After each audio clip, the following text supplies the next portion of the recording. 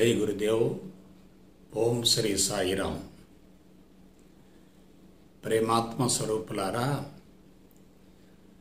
నిన్న మీరు గురు సందేశంలో మనసు మర్మాన్ని గురించి తెలుసుకున్నారు. మనసు మర్మం, సీక్రెట్ ఆఫ్ ద మైండ్.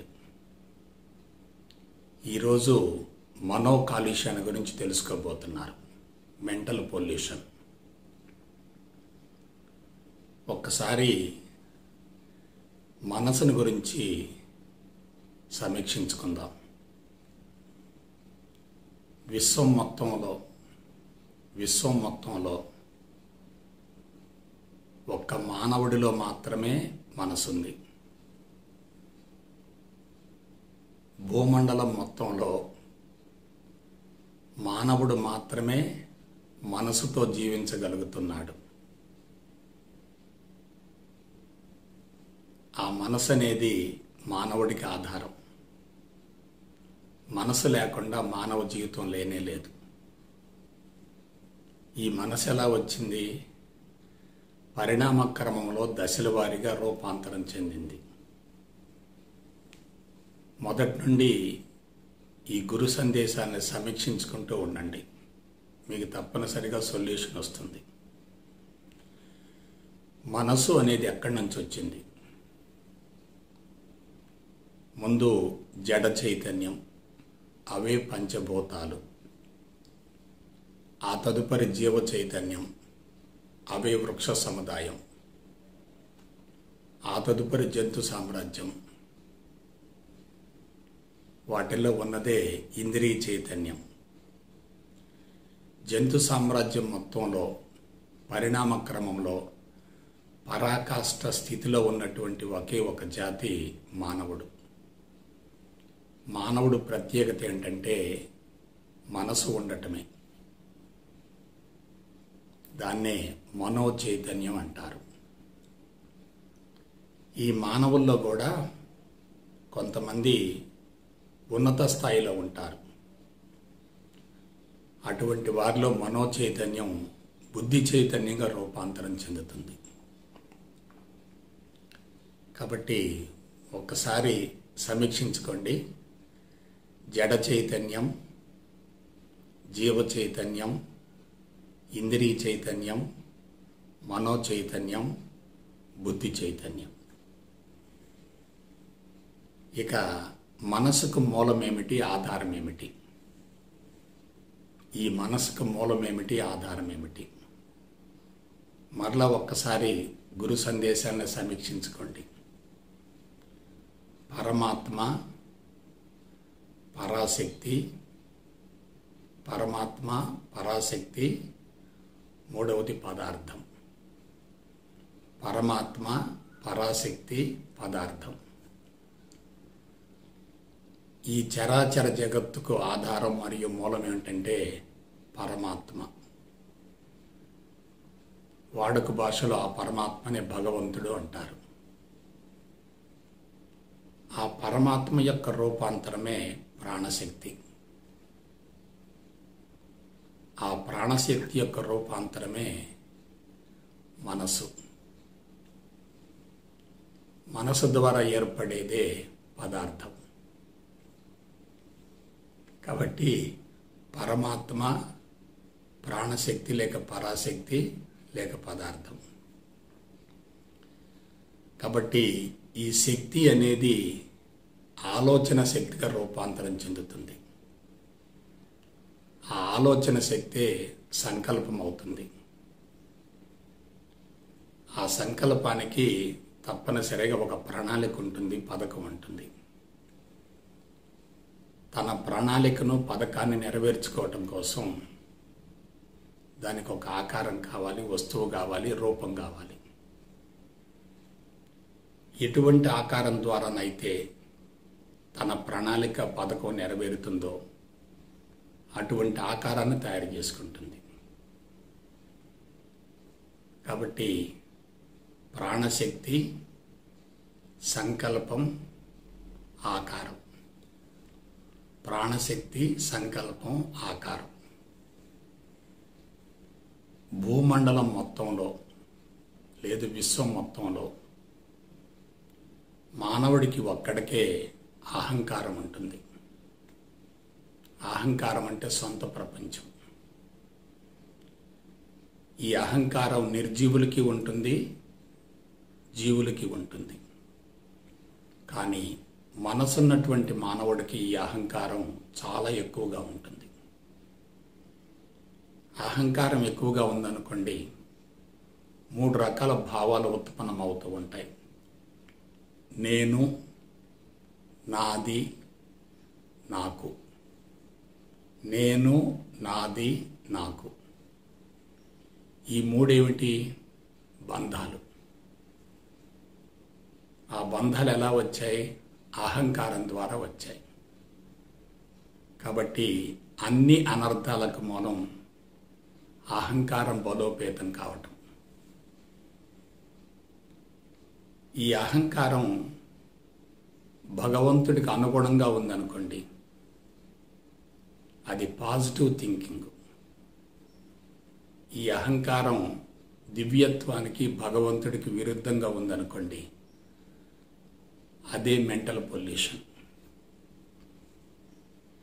ఇప్పుడు అందరూ కూడా భగవంతుడికి అనుగుణంగా జీవిస్తున్నారా, విరుద్ధంగా జీవిస్తున్నారా? విరుద్ధంగా జీవిస్తున్నారు. భగవంతుడు అంటే ఎవరు? ప్రకృతి. భగవంతుడు అంటే ఎవరు? ధర్మం. భగవంతుడు అంటే ఎవరు? సత్యం. కాబట్టి మనిషి ఏమయ్యాడు? భగవంతుడికి దూరం అయ్యాడు. భగవంతుడికి విరుద్ధంగా జీవిస్తున్నాడు. భగవంతుడితో సమానమైనటువంటి ప్రకృతిని తన అవసరాలకు వాడుకుంటున్నాడు. పదార్థాన్ని ఉపయోగించుకోవటమే పరమార్థం అనుకుంటున్నాడు. పదార్థంలో ఉన్న పరమాత్మను గుర్తించలేకపోతున్నాడు. కాబట్టి మెంటల్ పొల్యూషన్ ఎక్కడ మొదలవుతుంది? మనసులో మొదలవుతుంది. అందుకే నేను ఒక సూక్తి చెప్పాను, మరలా గుర్తుకు తెచ్చుకోండి. మన ఏవ మనుష్యానాం కారణం బంధ మోక్షయోహో అన్నారు. బంధాలకైనా మోక్షానికైనా మనసే మూల కారణం. మనసు శరీరం వైపుకు, ఇంద్రియాల వైపుకు మళ్ళిందనుకోండి, బంధాలకు దారితీస్తుంది. అదే బుద్ధి వైపుకి, ఆత్మ వైపుకు మళ్ళిందనుకోండి, స్వేచ్ఛకు సంకేతం అవుతుంది. కాబట్టి బంధానికైనా మోక్షానికైనా మనసే మూల కారణం. పొల్యూషన్ అనేది మనసులో మొదలవుతుంది. అది తర్వాత రూపాంతరం చెందుతుంది. అదే భౌతిక కాలుష్యం అవుతుంది. కాబట్టి భౌతిక కాలుష్యానికి మూలం ఎక్కడుంది? మనసులోనే ఉంది. మనసు కాలుష్యం కావటానికి మూల కారణం ఏంటి? శారీరక మమకారం, ఇంద్రియాల ఉద్రేకం. శారీరక మమకారం ఉంటే సుఖానికి, సౌకర్యానికి అలవాటు పడతారు. ఇంద్రియాల ఉద్రేకం ఉంటే విలాసానికి, వినోదానికి, శృంగారానికి అలవాటు పడతారు. అటువంటి వ్యక్తులలో కోరికలు విపరీతంగా ఉంటాయి, తారాస్థాయిలో ఉంటాయి. కోరికలు తారాస్థాయిలో ఉన్నప్పుడు బుద్ధి తీసుకునేటటువంటి నిర్ణయం పక్షపాతంగా ఉంటుంది, గాడి దప్పుతుంది. కాబట్టి పొల్యూషన్ ఎక్కడుందో చెప్పండి? నీలోనే ఉంది. ఈ పొల్యూషన్కి మూల కారణం ఏంటంటే, మనిషి తనను తాను తెలుసుకోకుండా ప్రపంచాన్ని గురించి ఆలోచిస్తున్నాడు. తనను తాను ఉద్ధరించుకోకుండా సమాజాన్ని ఉద్ధరించాలనుకుంటున్నాడు. ప్రకృతికి అనుగుణంగా జీవించకుండా ప్రకృతికి విరుద్ధంగా జీవిస్తూ దానిని తన అవసరార్థం ఉపయోగించుకోవాలనుకుంటున్నాడు. దీనికి అంతటికి మూలం ఏంటంటే తెలివి, మేధా సంపత్తి. తెలివి మేధా సంపత్తి ఎవరికైతే ఎక్కువగా ఉంటుందో వాళ్ళలో నెగటివ్ థింకింగ్ ఉంటుంది. ఎప్పుడైతే నెగటివ్ థింకింగ్ ఉంటుందో వాళ్ళ కోరికలు కానీ, గమ్యాలు కానీ, లక్ష్యాలు కానీ, ప్రణాళికలు కానీ, పథకాలు కానీ స్వార్థపూరితంగా ఉంటాయి. అహంకారం ఎక్కువగా ఉందంటే స్వార్థం ఎక్కువగా ఉందని గుర్తుపెట్టుకోండి. అహంకారం, స్వార్థం రెండూ ఉన్నంత వరకు ఆ వ్యక్తికి పాజిటివ్ థింకింగ్ రాదు. కాబట్టి ఆలోచించండి, మనిషి ఎక్కడ గాడి తప్పాడు? శారీరక మమకారం పెంచుకున్నాడు, ఇంద్రియాల ఉద్రేకాన్ని తీర్చుకోవటం కోసం, నెరవేర్చుకోవటం కోసం పరితపిస్తున్నాడు, కోరికలు విపరీతంగా పెంచుకుంటున్నాడు, బుద్ధిమట్టాన్ని ఉపయోగించి ప్రకృతి మీద, విశ్వం మీద ప్రయోగాలు చేస్తున్నాడు. ఆ విధంగా భౌతికపరమైన అభివృద్ధి మీద దృష్టిని కేంద్రీకరించాడు. మీకు ఒక మాట చెప్తున్నాను, భౌతికపరమైన అభివృద్ధి ఎక్కడైతే జరుగుతుందో అక్కడ మానసిక శక్తులు బలహీనంగా ఉంటాయి.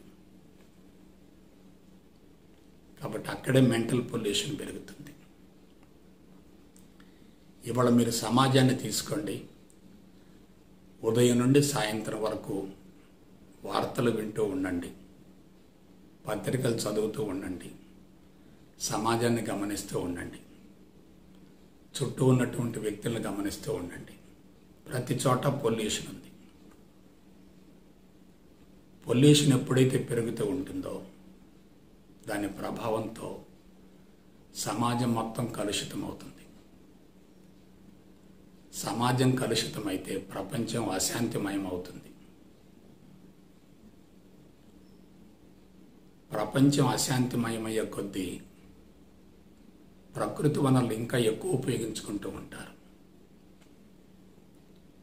ఇప్పుడు ప్రపంచం మొత్తం కూడా వనరుల సేకరణలో ఉంది. ఎక్కువ వనరులు ఉంటేనే ఆ వ్యక్తి ప్రశాంతంగా ఉంటాడనేటటువంటి భావన బలీయంగా ఉంది. అభివృద్ధి చెందిన దేశమే చాలా ఉన్నతమైందనేటటువంటి భావన ఉంది. కాదు, ప్రకృతి వనరులు పరిమితంగా వాడుకునే వ్యక్తే ఐశ్వర్యవంతుడు. ప్రకృతి వనరులను సురక్షితంగా కాపాడేటటువంటి దేశమే ఐశ్వర్యవంతమైన దేశం. ఇవన్నీ ఎందుకు చెప్తున్నానంటే ప్రతి విషయాన్ని జాగ్రత్తగా విశ్లేషించుకోండి. Don't believe anything blindly, however great he may be. నేను ఈ మార్గంలో ఈ స్థాయికి వచ్చి మీకు సందేశాలు ఇస్తున్నానంటే 3 దశాబ్దాల కృషి ఉంది, స్వయం కృషి ఉంది. 3 దశాబ్దాలు నాలో హేతువాదం, నాస్తికవాదం, కమ్యూనిస్టు భావాలు బలీయంగా ఉండటమే నా అదృష్టం. నేను ఏ వ్యక్తిని, ఏ గురూజీని, ఏ స్వామీజీని గుడ్డిగా నమ్మను. మీరు కూడా గుడ్డిగా నమ్మద్దు. నేను చెప్పే ప్రతి అంశాన్ని విశ్లేషించుకోండి, విచారించుకోండి, వివేకంతో, విచక్షణతో ముందుకెళ్ళండి. ఒక్క విషయం చెప్తున్నాను, దిగజారటం చాలా సులభం, ఎదగటం చాలా కష్టం. చుట్టూ మెంటల్ పొల్యూషన్ విపరీతంగా ఉంటే ఎదగటం ఎంత కష్టం మీరు ఆలోచించండి. అధర్మం తారాస్థాయిలో ఉన్నప్పుడు ధర్మోద్ధరణ ఎంత కష్టమో మీరు ఆలోచించండి. అసత్యపు వ్యక్తుల చుట్టూ ఉన్నప్పుడు సత్యం అణిచివేయబడుతుంది. కాబట్టి ఇవాళ అన్ని వైపుల నుంచి నెగటివ్ ఫోర్సెస్ విపరీతంగా మనిషిని వేధిస్తున్నాయి, వెంబడిస్తున్నాయి, వెంటాడుతున్నాయి, మానసికంగా హింసిస్తున్నాయి. 4 జంతువులు ఒక చోటున్నా పోరాటమే, 4 వ్యక్తులు ఒక చోట చేరినా సరే ఘర్షణే. కారణం ఏంటి? వనరులు తగ్గిపోతున్నాయి, కోరికలు పెరుగుతున్నాయి, పథకాలు పెరుగుతున్నాయి, ప్రణాళికలు పెరుగుతున్నాయి, డబ్బు కావాలి. ఆస్తులు కావాలి, అంతస్తులు కావాలి. వీటన్నిటి కోసం మనిషి ఏం చేశాడు? చట్టాలు రూపొందించుకున్నాడు. ఆ చట్టాలకి న్యాయస్థానాలు అండగా ఉన్నాయి. చట్టం న్యాయం రెండు ఉన్న చోట సత్యానికి, ధర్మానికి అవకాశం ఎక్కడిది? కొంచెం ఆలోచించండి. కాబట్టి మనసు బలహీనపడిన తర్వాత మనిషి కూడా బలహీనపడతాడు. మన అంతరంగంలో ఉన్న అసంతృప్తే మనల్ని బాహ్య ప్రపంచం వైపుకు పరుగులు పెట్టిస్తుంది. మీకు ఒక విషయం చెప్తున్నాను. డబ్బు కోసం, సెక్స్ కోసం, అధికారం కోసం, ఆస్తుల కోసం, అంతస్తుల కోసం, గౌరవ ప్రతిష్టల కోసం, కీర్తి కోసం, గుర్తింపు కోసం పరితపించే వాళ్ళు మొత్తం కూడా మెంటల్ పొల్యూషన్తో ఉన్నవాళ్ళే. మెంటల్ పొల్యూషన్తో ఉన్నటువంటి వ్యక్తులను ఎట్లా గుర్తించవచ్చు అంటే, వాళ్ళకి స్వతహాగా తెలియదు, ఒకడు చెప్పినా వినరు. నేను పట్టిన కుందేటికి మూడే కాళ్ళు అంటారు. మూర్ఖత్వంలో ఉంటారు. వాళ్ళకి సెల్ఫ్ మేనేజ్మెంట్ ఉండదు, ఇతరులు మేనేజ్ చేస్తుంటారు. అంతర్ముఖ ప్రయాణం ఉండదు, బాహ్యముఖ ప్రయాణం ఉంటుంది. ప్రపంచాన్ని తనకు అనుకూలంగా మార్చుకోవాలని చెప్పి తన ఎనర్జీ మొత్తం వాడుతూ ఉంటారు. ప్రపంచాన్ని మార్చాలంటారు, అభివృద్ధి చేయాలంటారు. ఈ అభివృద్ధి మొత్తం కూడా వినాశనంలో ఒక భాగమే అనేటటువంటి విషయాన్ని తెలుసుకోలేకపోతున్నారు. ఈ తెలివి మేధా సంపత్తికి మూల కారణం ఏంటి? ఒకే ఒక మాట చెప్తాను. మామూలు జంతువులలో, ఆటవిక మానవుడిలో, అమాయకులలో ప్రజ్ఞ పరిమితంగా ఉంది. వాటి మానసిక పరిధి చాలా తక్కువగా ఉంటుంది. ఎందువల్ల?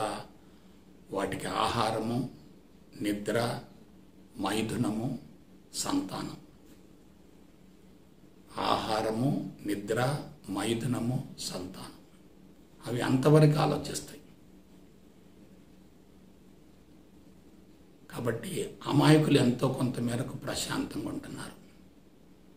ఆటవిక మానవుడు ప్రశాంతంగా జీవించాడు, ఆరోగ్యంగా ఉన్నాడు, సుదీర్ఘాయువుతో జీవించాడు. దానికి మనకు రుజువులు ఉన్నాయి, ఆధారాలు ఉన్నాయి. కానీ మేధావి ఏం చేస్తున్నాడు? తాను చెడ్డ కోతి వనమంతటిని చెరిచినట్లుగా వీడు బలహీనపడి సమాజాన్ని బలహీనపరుస్తున్నాడు. కాబట్టి ప్రపంచంలో ఎవరైనా మారతారు, కానీ మేధావులు మారరు. మేధావులు మారరు. ఎందువల్ల? వాళ్ళకి ప్రణాళికలు ఉన్నాయి, పథకాలు ఉన్నాయి, గమ్యాలు ఉన్నాయి, లక్ష్యాలు ఉన్నాయి, కోరికలు ఉన్నాయి, ఆశలు ఉన్నాయి. ఇన్ని మనసులో పెట్టుకొని మంచి మార్గం వైపుకు రమ్మంటే వాళ్ళు ఎందుకు వస్తారు? అంటే వాళ్ళు ఏం కోల్పోయారు? విచక్షణ కోల్పోయారు. విచక్షణ కోల్పోయిన వ్యక్తిని మనం సరిచేయగలుగుతామా? ఆలోచించండి ఒకసారి.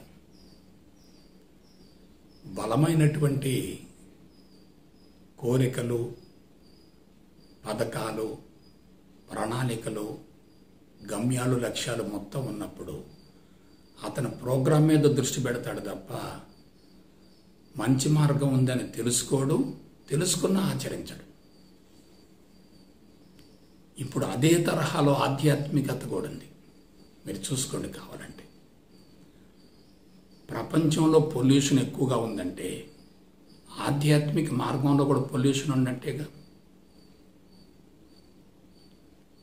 మేధావుల యొక్క ప్రభావం తప్పనిసరిగా ఆధ్యాత్మికవేత్తల మీద పడుద్దిగా. ఆధ్యాత్మికవేత్తల యొక్క పొల్యూషన్ మేధావుల మీద పడుద్దిగా. కాబట్టి ఏం జరుగుతుందో ఆలోచించండి. ఆధ్యాత్మికవేత్తలు కూడా మతం ముసుగులు ఇరుక్కొని పోతున్నారు. వాళ్ళు ఉద్యమాల్లోకి వస్తున్నారు, వాళ్ళు నినాదాలు చేస్తున్నారు. వాళ్ళు కూడా నా మతాన్ని కాపాడుకోవాలి కాబట్టి ఇతర మతాన్ని ద్వేషిస్తూ వస్తున్నారు. అంటే అక్కడ కూడా వర్గ పోరాటం జరుగుతుంది. వర్గ పోరాటం జరుగుతుందంటే అక్కడ రజోగుణం ఉన్నట్లేగా. కాబట్టి వర్గ పోరాటం అనేది సొల్యూషన్ కాదు, పరిష్కారం కానే కాదు. హింసకు హింస పరిష్కారం కాదు, రక్తానికి రక్తం పరిష్కారం కాదు, కత్తికి కత్తి పరిష్కారం కాదు, నిప్పుకు నిప్పు పరిష్కారం కాదు, మాటకు మాట పరిష్కారం కాదు. వాదన వల్ల ప్రపంచం మారదు, సాధన వల్ల మారుద్ది. సాధన అంటే ఏమిటి? నేను సాధించవలసింది ఏమీ లేదని తెలుసుకోవటమే సాధన. కాబట్టి ఈ పొల్యూషన్ ఎక్కడికి వచ్చింది? ఆధ్యాత్మిక మార్గంలో కూడా వచ్చింది. ఎందువల్ల వచ్చింది? ఇది పరిణామంలో ఒక భాగమే. కాబట్టి భౌతిక కాలుష్యం ఎందుకు పెరుగుతూ వచ్చింది? కుటుంబ వ్యవస్థ, అది పొల్యూషనే. వివాహ వ్యవస్థ, అది పొల్యూషనే. వైదిక వ్యవస్థ, అది పొల్యూషనే. చాతుర్వర్ణ వ్యవస్థ, అది పొల్యూషనే. పెట్టుబడిదారి వ్యవస్థ, అది పొల్యూషనే. వ్యవసాయ విప్లవం, అడవులు మొత్తం తగ్గిపోయినాయి. పారిశ్రామిక విప్లవం, ప్రకృతి మొత్తం నాశనం అయిపోయింది. ఇప్పుడు సమాచార విప్లవం, మైండ్ మొత్తం నాశనం అయిపోతుంది. పసిబిడ్డ పాలు తాగాలంటే సెల్ ఫోన్ చేతికి ఇవ్వాల్సి వస్తుందంటే ఎంత పొల్యూషన్ ఉందో మీరు ఆలోచించండి. ఒకప్పుడు పసిబిడ్డ నిద్రపోవాలంటే తల్లి జోలబాడేది, తల్లి గుండెలకు హత్తుకునేది. బిడ్డకు తల్లి పాలిస్తూ ఉంటే తల్లి పరవశించిపోయేది. తల్లి గడ్డం పట్టుకుని బిడ్డ పాలు తాగుతూ ఆ తల్లి పట్ల ప్రేమను చూపేవాడు. ఇవాళ ఎక్కడో తల్లి పాలివ్వటం కదా, అసలు గర్భం దాల్చడానికే ఇష్టపడలేదు కదా, అసలు మ్యారేజ్ సిస్టమ్ మొత్తం పొల్యూట్ అయిపోయింది కదా. భార్యాభర్తల మధ్య అనురాగం, ఆప్యాయత, ప్రేమ తగ్గిపోతున్నాయి కదా. దీనికి మూలం ఏమిటి? ధనం ముఖ్యం అనుకున్న చోట ధర్మం ఎందుకు ఉంటుంది? కాబట్టి అన్ని రంగాలు, అన్ని వర్గాలు మెంటల్ పొల్యూషన్తో సతమతం అవుతున్నాయి. అయితే మీరు అనుకోవచ్చు, మరి దీనికి సొల్యూషన్ ఏందండి, పరిష్కారం ఏందండి? పరిష్కారం నేను చూపటం కాదు, నువ్వు చూపటం కాదు, ప్రకృతే చూపుతుంది. మనకంటే ప్రకృతి గొప్పది. మనం ప్రకృతిలో ఒక భాగమే తప్ప ప్రకృతికి భిన్నం కాదు, వేరు కాదు, అతీతం అంతకన్నా కాదు. ప్రకృతి సూత్రాలకు అనుగుణంగా మనం నడుచుకోవాలి. ఏమిటి ప్రకృతి సూత్రాలు? సహజీవనం, సామరస్యం, సహాయం, సహకారం, సమన్వయం. అది ఎందుకు లోపించిందంటే వనరులు తగ్గిపోతున్నాయి, కోరికలు పెరుగుతున్నాయి, పోటీ పెరుగుతుంది. కాబట్టి పోటీతత్వం ఎక్కడైతే ఉంటుందో అక్కడ మెంటల్ పొల్యూషన్ ఉంటుంది. Competitive mind is a sick mind, competitive mind is a poisonous mind, competitive mind is a dangerous mind. ఈ విషయాలు చెప్పడానికి కూడా ధైర్యం కావాలి. ఎందుకంటే సత్యం అనేది నిప్పులాగా ఉంటుంది. చెప్పే వ్యక్తికి ధైర్యం కావాలి, జీర్ణించుకునే వ్యక్తికి ధైర్యం కావాలి. ఇప్పుడు జీర్ణించుకునే వ్యక్తులు లేరు, చెప్పే వ్యక్తులు కూడా లేరు. సెక్స్ వ్యామోహం ఎందుకు పెరుగుతుందంటే it is because of mental pollution. Sex వ్యామోహం పెరుగుతుందంటే లైంగిక పటుత్వం పడిపోతుందిగా. లైంగిక పటుత్వం పడిపోతూ ఉంటే భార్యాభర్తలు ప్రేమగా ఎలా సంసారం చేస్తారు? ప్రేమగా సంసారం చేయకపోతే పుట్టే బిడ్డలు ఎలా ఉంటారు? ఇదంతా లింకు, ఇంటర్లింక్ ఇదంతా కూడా. కాబట్టి ఆధ్యాత్మిక మార్గం ఇప్పుడు ఎలా ఉంది? సెంటిమెంట్స్లో ఉంది, మూఢనమ్మకాల్లో ఉంది, వ్యక్తి పూజల్లో ఉంది, విగ్రహ పూజల్లో ఉంది, అశాస్త్రీయంగా ఉంది, వ్యాపారాత్మకంగా ఉంది. నేను చెప్తుంటాను, సంస్థలే సమస్యలకు మూలం అంటున్నాను నేను. విధానాలు పెరుగుతున్నాయి, కన్ఫ్యూజన్ పెరుగుతుంది. విధానాలు పెరుగుతున్నాయి, కన్ఫ్యూజన్ పెరుగుతుంది. అయితే మీరు అనుకోవచ్చు, మరి మీరు ఒక సంస్థను పెట్టారు కదండి, మీరు ప్రచారం చేశారు కదా. కానీ నా ప్రచారం ఎలా ఉందో గుర్తుపెట్టుకోండి. బ్రహ్మోపదేశం రోజు నేను ఒక మాట చెప్తున్నాను, ఏ గురువుతో భౌతిక సంబంధం పెట్టుకోవద్దు, భావ సంబంధం పెట్టుకోండి. గురువు యొక్క పాదాలు ముఖ్యం కాదు, పలుకులు ముఖ్యం అన్నాను. గురువు యొక్క పాదాలు ముఖ్యం కాదు, పలుకులు ముఖ్యం. గురువుతో భౌతిక సంబంధం పెట్టుకుంటున్నారంటే జ్ఞాన సంబంధం తెగిపోతున్నట్లే. గురువు ఎక్కడో ఉన్నాడు అనుకోవాలి, అదే ద్వైతం. నా ఎదురుగా ఉన్నాడు అనుకోవాలి, అదే విశిష్ట అద్వైతం. నా జీవితమే నా గురువు అనుకోవాలి, అదే అద్వైతం. ఇంకా నేను చెప్పినవి కూడా చూసుకోండి. జ్ఞానము మాయ అంటున్నాను, గురువు మాయ అంటున్నాను, భగవంతుడు కూడా మాయ అంటున్నాను. మరి ఎందుకంటే మీరు పుట్టపర్తి బాబా గారి పేరు పెట్టారంటారేమో. పుట్టపర్తి బాబా గారు జగద్గురువు, విశ్వగురువు, సంకల్ప గురువు, పూర్ణ గురువు. కాబట్టి అటువంటి గురువుతో సహచర్యం చేస్తే ఆ గురువు యొక్క ప్రభావం మన మీద పడుతుంది. ముందు ప్రభావితం అవుతాం, తర్వాత మార్పు వస్తుంది. ఇంకొక విషయం చెప్తున్నాను. పుట్టపర్తి బాబాను 2012 వరకు నేను అర్థం చేసుకోలే. అనుమానంతో గడిపాను. 2012 తర్వాత వేదాల యొక్క సారాంశం మొత్తం బహిర్గతమైన తర్వాత అప్పుడు స్వామి యొక్క గొప్పతనం నాకు తెలిసింది. వస్తువులు రావటం అనేది మాయ కాదు, అది అతీంద్రియ శక్తి. చనిపోయిన వ్యక్తుల్ని బ్రతికించడం అనేది మామూలు విషయం కాదు, అది అవతార పురుషులకే సాధ్యమవుతుంది. కాబట్టి నదిని దాటడం కోసం పడవ కావాలి తప్ప నదిని దాటిన తర్వాత పడవతో పని లేదు. కానీ పడవ పట్ల కృతజ్ఞత ఉండాలి. ఆ పడవ లేకుండా నేను నదిని దాటలేను కదా అనే భావన జీవితాంతం గుర్తుపెట్టుకోవాలి. ఏ గురువుతో కూడా పొరపాటున భౌతిక సంబంధం పెట్టుకోవద్దు. ఏ సంస్థలో కూడా ఇరుక్కొని పోవద్దు. కాబట్టి ఒక సంస్థలో ఇరుక్కొని పోతే అదొక సొంత ప్రపంచం, అదే అహంకారం. అంటే సంస్థల నుంచి బయటపడ్డావనుకో, అదే స్వేచ్ఛ అంటే. కాబట్టి వాళ్ళ ఆధ్యాత్మిక విధానం కూడా మనుషుల్ని బంధించి వేస్తుంది, స్వేచ్ఛను హరించి వేస్తుంది. ఛాదస్థంలో ఉంది, మూఢనమ్మకాల్లో ఉంది, ఆర్థికపరమైన అంశాలతో ముడిపడింది, అశాస్త్రీయంగా ఉంది, అన్సైంటిఫిక్గా ఉంది. ఎందుకు అది జరిగింది? మెంటల్ పొల్యూషన్ ఉన్నోళ్ళే అక్కడ ఉన్నారు, చూసుకోండి కావాలంటే. సన్యాసం పుచ్చుకోవటం అనేది మానసికంగా జరగాలి తప్ప భౌతికంగా జరగకూడదు.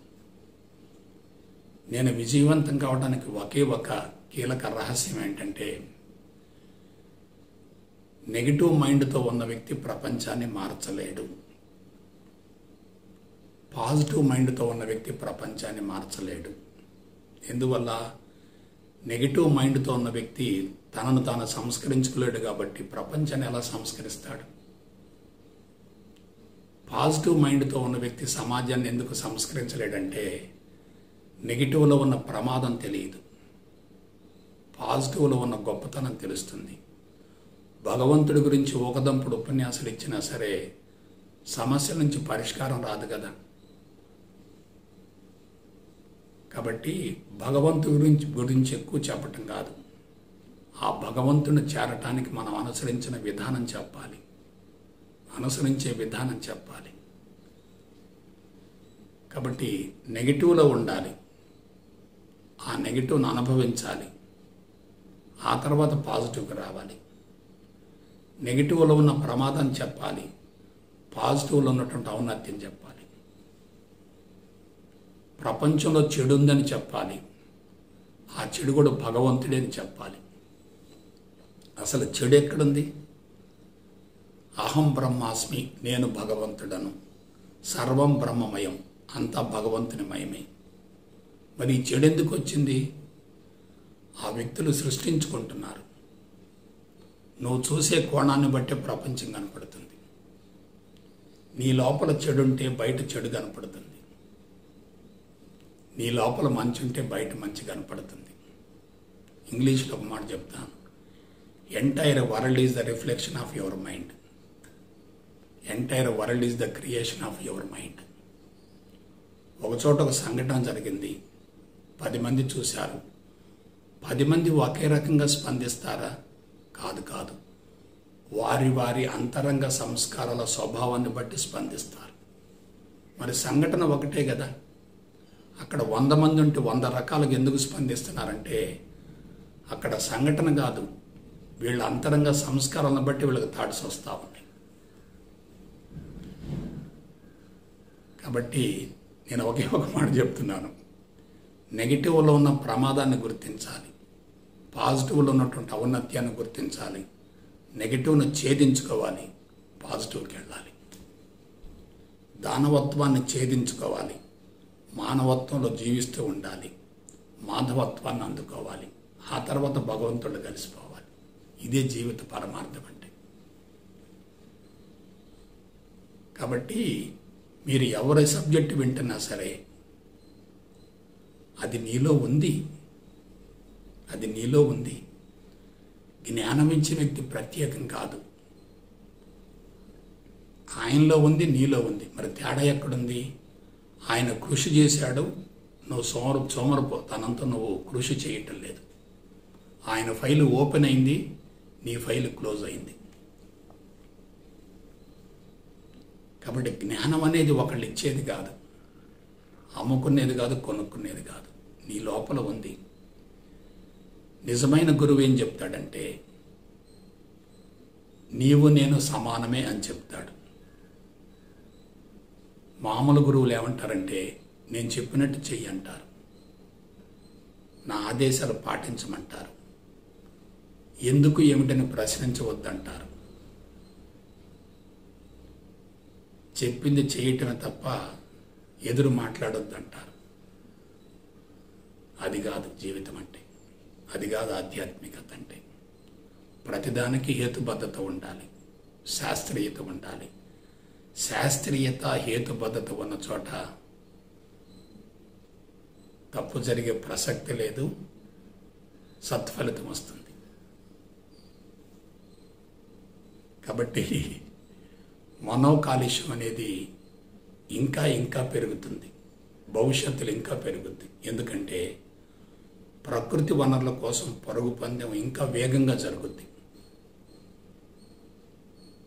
భౌతిక కాలుష్యం పెరుగుతూ ఉంటుంది, అంతే మోతాదులో మనోకాలుష్యం కూడా పెరుగుద్ది. ఉదయం నుంచి సాయంత్రం వరకు మీరు పెద్ద పెద్ద వ్యక్తులు మాట్లాడుకునే భాషను గమనించండి, ఎంత వల్గర్గా ఉంటుందో. మరి పెద్దవాళ్ళు ఆ విధంగా తప్పు చేస్తూ ఉంటే ఇంకా సామాన్య మానవుడి సంగతి ఏంది? సామాన్య మానవుడి గురించి ఆలోచించే వాళ్ళు ఎవరు? మేధావులకి సామాజిక స్పృహ ఉండదు, సొంత స్పృహ ఉంటుంది. ప్రపంచం నుండి నాకేమిటి అనే భావన ఎక్కువగా ఉంటుంది, నా నుండి ప్రపంచానికి ఏమిటనే భావన తక్కువగా ఉంటుంది. శారీరక సుఖానికి అలవాటు పడి ఇంద్రియాల వినోదంతో జీవితాన్ని అనుభవించాలి అనే భావన ఎక్కువగా ఉన్నప్పుడు ధర్మాన్ని గురించి, సత్యాన్ని గురించి ఆలోచించరు.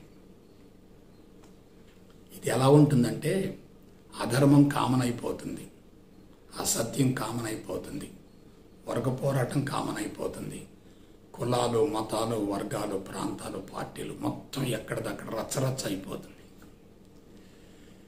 అటువంటి నెగటివ్ నుండి పాజిటివ్ ఫోర్స్ బయటకు వస్తుంది. కాబట్టి నెగటివ్ ఎంత పెరిగితే పాజిటివ్ అంతే మోతాదులో పెరుగుతుంది. అందుకే మనసు గురించి ఒక మాట చెప్పాను, సంకల్ప వికల్పాత్మకం మనః అన్నాను. సంకల్పం ఉండాలి, అదే మోతాదులో వికల్పం ఉండాలి.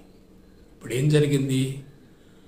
మానవుడు నాగరికత ముసుగులో టెక్నాలజీ పేరుతోటి ఎక్కువ కాలం జీవించడానికి అనేక రకాల పథకాలు, ప్రణాళికలు వేసుకొని వస్తువుత్పత్తిని పెంచుకుంటూ ఉన్నాడు. జనాభా విపరీతంగా పెరుగుతుంది. ఒక 100 సంవత్సరాల క్రితం ఇంత పోరాటం లేదు, 50 సంవత్సరాల క్రితం ఇంత పోరాటం లేదు. ఇవాళ పోరాటం తారాస్థాయిలో ఉందంటే జనాభా పెరిగిపోయింది, వనరులు తగ్గిపోతున్నాయి. టెక్నాలజీ పెరుగుతుంది, ప్రకృతి ధ్వంసం అయిపోతుంది.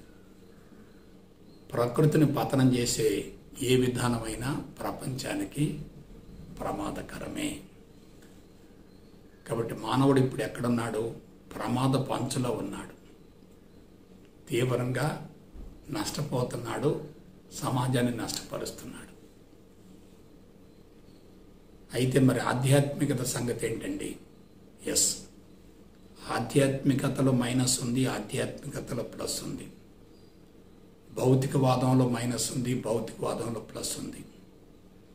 భౌతికవాదం ఆధ్యాత్మికత రెండు వేరు కాదు, ఒక్కటే. కానీ భారతదేశంలో ఆధ్యాత్మికత అశాస్త్రీయంగా ఉండటానికి మూల కారణం ఏంటంటే ఆ విధానంలో జీవించే వాళ్ళంతా కూడా ప్రత్యేక తరహాలో ఉంటున్నారు. వాళ్ళు ఏం చేస్తున్నారు? ఒక ప్రత్యేక జీవన విధానానికి అలవాటు పడ్డారు, కఠోర నియమాలు పాటిస్తున్నారు, సంసార జీవితానికి దూరంగా ఉంటున్నారు. వాళ్ళు ఎప్పుడైతే మేము ప్రత్యేకం అనుకుంటున్నారో సమాజంలో వాళ్ళని ప్రత్యేకంగా చూస్తుంది, వాళ్ళని ఉన్నతంగా భావిస్తూ ఉంటుంది. అలా ఉన్నతంగా భావిస్తున్నప్పుడు ఉన్నతమైనటువంటి వ్యక్తిని ఆరాధిస్తారు తప్ప అంతరంగాన్ని స్పృశించరు, వాళ్ళని అనుసరించరు. నీకంటే మరొక వ్యక్తి ఉన్నతంగా ఉన్నాడు అనుకుంటే అతడు నిన్ను వశీకరణం చేసుకుంటాడు. నీకంటే మరొక వ్యక్తి తక్కువగా ఉన్నాడని నువ్వు భావిస్తూ ఉంటే నువ్వు అతన్ని చులకనగా చూస్తావు. కాబట్టి ఇన్ఫీరియారిటీ ఉండకూడదు, సుపీరియారిటీ ఉండకూడదు, కాంపిటీషన్ కూడా ఉండకూడదు. ఇవాళ మొత్తం సమాజాన్ని గమనించండి.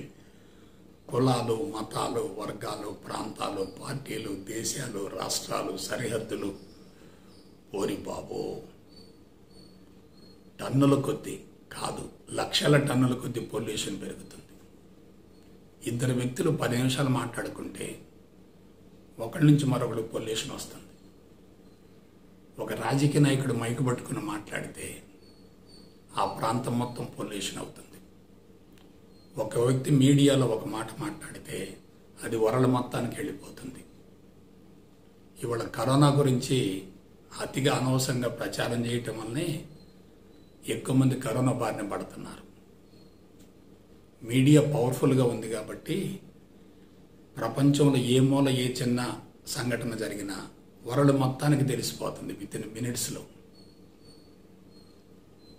ఒక వ్యక్తి కరోనా వచ్చిందనగానే అది ఎక్కువ ప్రచారం అవుతుంది.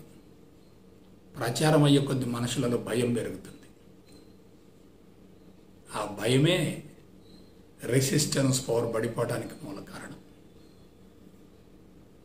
భయం ఎప్పుడైతే ఉంటుందో అంతే మోతాదులో ఉద్రేకం ఉంటుంది.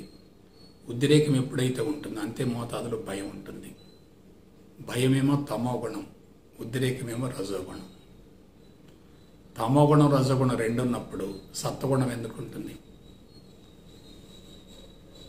కాబట్టి ఇదంతా పొల్యూషన్ అయిపోయింది.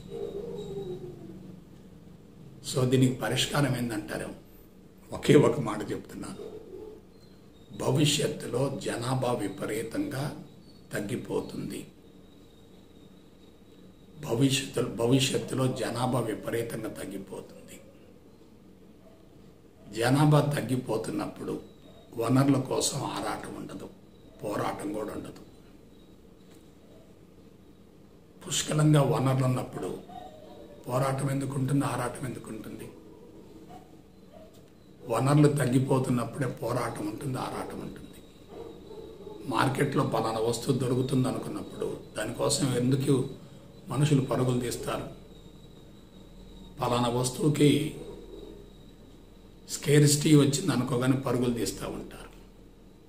ఇవాళ మనుషులు ఎలా ఉన్నారంటే టెక్నాలజీ లేకుండా బ్రతకలేని పరిస్థితికి వచ్చారు.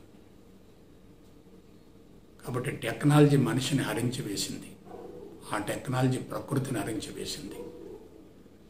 5 రోజులకో 10 రోజులకో 5 సంవత్సరాలకో 10 సంవత్సరాలకో పరిష్కారం లభించదు. ఎందుకంటే వేల సంవత్సరాల పతనాన్ని కొన్ని పదుల సంవత్సరాలని మనం ఎలా తొలగించగలుగుతాం? కాబట్టి వెంటనే సాధ్యం కాదు. కొన్ని వేల సంవత్సరాల నుంచి ఈ పతనం జరుగుతూనే ఉంది. మళ్ళా పునరుద్ధరణకు మరికొంత సమయం పడుతుంది. కాబట్టి మొత్తం మీద ఆలోచించండి. మనసే మనిషికి ఆధారం. మనసు లేకుండా మానవ జీవితం లేదు. ఆ మనసే జ్ఞానానికి మూలం, ఆ మనసే తెలివికి మూలం, ఆ మనసే మేధా సంపత్తికి మూలం, ఆ మనసే శాస్త్ర విజ్ఞానానికి మూలం, ఆ మనసే ప్రపంచ అభివృద్ధికి మూలం. కానీ ఆ మనసే ప్రమాదం, ఆ మనసే ప్రమాదం. కాబట్టి మానసిక స్థాయిలో ఉన్నంత వరకు నీకు ఘర్షణ తప్పదు. మనసును అధిగమించగలిగితే, కరిగించగలిగితే, మానసిక స్థితి నుండి బయటపడగలిగితే అప్పుడు ఆత్మస్థితికి చేరగలుగుతావు. ఆ ఆత్మ కూడా ఎక్కడుంది? బయట లేదు, నీలోనే ఉంది. మళ్ళీ ఆత్మస్థితి అనగానే ఎక్కడికో పోవాలనుకోబాకండి, అది నీ లోపలే ఉంది. కాబట్టి శరీరము, ఇంద్రియాలు, ఈ రెండింటిని ఎప్పుడైతే నువ్వు జయించగలుగుతావో మనసు ప్రశాంతమైపోద్ది. మనసు ప్రశాంతమైతే బుద్ధి సమత్వంలో ఉంటుంది. బుద్ధి సమత్వంలో ఉంటే నువ్వు ఆత్మస్థితిలో జీవిస్తున్నట్లే. ఆత్మస్థితిలో జీవిస్తున్నప్పుడు చెడే మంచిగా కనపడుతుంది, మంచిగా కనపడుతుంది, చెడు కూడా మంచిగా కనపడుతుంది. కాబట్టి చెడును వ్యతిరేకించటం కాదు, చెడుతో ఘర్షణ పడటం కాదు, ప్రపంచం చెడిపోయిందని బాధపడటం కాదు. ప్రపంచం చెడిపోయిందని బాధపడుతున్నారంటే వాళ్ళు అజ్ఞానంలో ఉన్నట్లే, అపరిపక్వతలో ఉన్నట్లే. ప్రపంచాన్ని ఉద్ధరించాలని చెప్పి ఆలోచిస్తున్నారంటే వాళ్ళు మెంటల్ పొల్యూషన్ పెంచుతున్నట్లే. ప్రపంచాన్ని ఉద్ధరించడం కాదు, నిన్ను నువ్వు ఉద్ధరించుకో. ఇదే స్పిరిచువాలిటీ. మీరు ఆధ్యాత్మిక చరిత్ర మొత్తం తిరిగేయండి. నీవు నేనిద్దరం భగవంతుడమే అని చెప్పిన వాళ్ళు ఎవరు లేరు, ఒక్క భగవాన్ శ్రీ శ్రీ శ్రీ సత్యసాయి బాబా వారు తప్ప. సత్యసాయి బాబా వారు ఒక్కటే చెప్పారు, నీవు భగవంతుడివే, నేను భగవంతుడనే. నీవు భగవంతుడవో అనే విషయం నీకు తెలియదు, నేను భగవంతుడను అనే విషయం నాకు తెలుసు. కానీ నువ్వేమనుకుంటున్నావు? నేను మాత్రమే భగవంతుణ్ణి అనుకుంటున్నావు. అది తప్పు. నీవు కూడా భగవంతుడివే, నీవు కూడా భగవంతుడివే అనే విషయాన్ని నీకు తెలియజేయటం కోసమే నా అవతారం వచ్చిందన్నారు ఆయన. ఇదే విషయం భీష్మయ్య గురించి చెప్తున్నాడు. కాబట్టి నేను స్వామికి బిడ్డనే, స్వామికి వారసుణ్ణే, స్వామి నాకు తండ్రే, ఆయనే జగద్గురువు, ఆయనే విశ్వగురువు, ఆయనే సంకల్ప గురువు, ఆయనే పూర్ణ గురువు. అటువంటి గురువు సాహచర్యంలో ఉంటే జీవితం ఎలా ఉంటుందో నాకు చెప్పండి. కానీ ఆ గురువుతో కూడా భౌతిక సంబంధం పెట్టుకోవద్దు. నేను అందుకే చెప్తున్నాను, స్వామిని నమ్మటానికి నాకు అన్నేళ్ళు ఎందుకు పట్టిందంటే, స్వామి ఎలా మిరకిల్స్ చేస్తున్నాడు, చనిపోయిన వ్యక్తిని ఎలా బ్రతికిస్తున్నాడు, స్వామి యొక్క అంతరంగంలో ఏముందని చెప్పి నేను అంతరంగాన్ని గురించి పరిశోధన చేశాను. స్వామి ఒక మాట చెప్పాడు, నా గురించి నువ్వు తెలుసుకోవాలనుకుంటే ముందు నీ గురించి నువ్వు తెలుసుకో బంగారు అన్నాడు. నా గురించి నువ్వు తెలుసుకోవాలనుకుంటే ముందు నీ గురించి నువ్వు తెలుసుకో బంగారు అన్నాడు. ఇది ఆధ్యాత్మిక రహస్యం. తనని గురించి తాను తెలుసుకున్న వ్యక్తికి అందరి గురించి, అన్నిటి గురించి తెలిసిపోతుంది. తనని గురించి తాను తెలుసుకోకుండా సమాజాన్ని గురించి, ప్రపంచాన్ని గురించి, ప్రకృతిని గురించి చెడిపోయింది అనుకోవటం, సరిచేయటం అనుకోవటం, సేవ చేయాలనుకోవటం, మార్చాలనుకోవటం, సాధించాలనుకోవటం ఉందనుకోండి, నీ గురించి నువ్వేం తెలుసుకుంటావు? నీ ప్రోగ్రాం గురించి ఆలోచిస్తున్నా తప్ప నీ సహజ స్వరూపాన్ని గురించి ఆలోచించటం లేదు కదా. నీ సహజ స్థితిని గురించి నువ్వు ఆలోచించట్లేదు కదా. కాబట్టి గురువులతో భౌతిక సంబంధం పెట్టుకోబాకండి, భావ సంబంధం పెట్టుకోండి.